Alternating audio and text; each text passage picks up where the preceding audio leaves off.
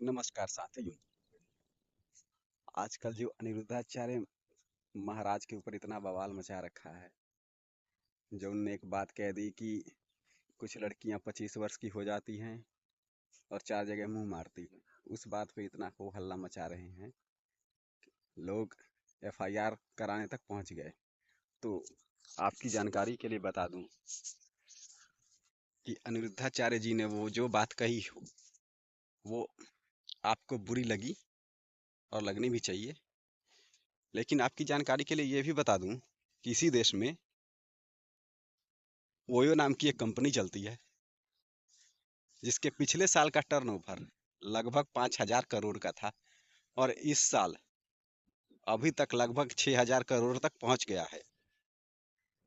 तो जितने लोगों को इस बात से मिर्ची लगी है कि अनिरुद्धाचार्य महाराज ने ये कैसे कह दिया, वो कृपया गूगल पे चेक कर लें ओयो का टर्नओवर, और मुझे ये बताएं, ओयो क्या शादी पार्टी करवाता है? क्या करवाता है वो ओयो? और ये खाली ओयो का है, बाकी बड़े बड़े महानगरों में जो प्राइवेट पार्क होते हैं, उनकी कहानी तो अभी अलग है। इसलिए ज़्यादा हो हल्ला मचाने की ज़रूरत नहीं है।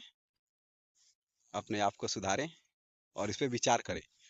हो हल्ला मचाने से जो बात सच है वो छुप नहीं सकती, और सच्चाई को कोई छुपा नहीं सकता। और जितने लोग इस चीज़ का विरोध कर रहे हैं कि अनिरुद्धाचार्य महाराज ने गलत बोला, तो उनको भी लगा कि उनने गलत बोला, उनने माफ़ी मांग ली। लेकिन यूपी के एक छंगुर बाबा, जिसने इस्लामिक जिहाद के नाम पे लव जिहाद करके 100 करोड़ जो उसके अकाउंट में फंडिंग हुए हैं जिहाद के नाम पे, लड़की हिंदू हिंदू लड़कियों का धर्मांतरण कराने के लिए, उसके ऊपर तुम सारे एक्टिविस्ट मुंह में दही जमाए हुए क्यों बैठे हो? बड़े बड़े मीडिया चैनलों से ये पूछना चाहता हूँ कि जिस मुखरता से अनिरुद्धाचार्य जी महाराज के ऊपर तुम लोग चिल्ला रहे हो, भौंक रहे हो, उसी मुखरता से उस छंगुर बाबा के ऊपर क्यों नहीं कुछ बोल रहे? छंगुर बाबा को इस देश की मीडिया ने और तथाकथित हिंदूवादी सरकार ने अपना दामाद बना रखा है। अभी तक उस पर कोई एक्शन नहीं हुआ, और ना ही मेन स्ट्रीम मीडिया उस पर कुछ बोलने को तैयार है। एक आधी डिबेट को छोड़ दी जाए तो कोई हो हल्ला नहीं हो रहा।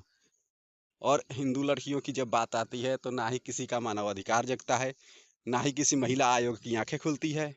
हाँ, लेकिन अगर कोई हिंदू बाबा गलती से कुछ कह दे तो उसके ऊपर ऐसे टूट पड़ते हैं जैसे ये पता नहीं कौन से ब्रीड के कुत्ते हैं, जो हमेशा एक हड्डी चूसने के लिए तैयार रहती है कि किसी हिंदू साधु से, हिंदू संत से या हिंदू नेता के मुंह से कुछ निकले, और ये उस मौके की तलाश में रहते हैं कि उसको कैसे लपका जाए। अगर तुम एक्टिविस्ट हो, बुद्धिजीवी हो, और मानते हो कि हाँ, किसी ने गलत कहा है और उस गलत का विरोध करो, तो गलत का विरोध करो तो हर गलत चीज का विरोध करो। ये नहीं कि एक पक्ष को तुम खुली छूट दे दो कि कुछ भी करे, और दूसरे पक्ष पे तुम खामखा बिना बात नौटंकी शुरू कर दो। न्याय का पलड़ा बराबर रखो। इतना ही कहना चाहता हूँ। जय हिंद, जय भारत।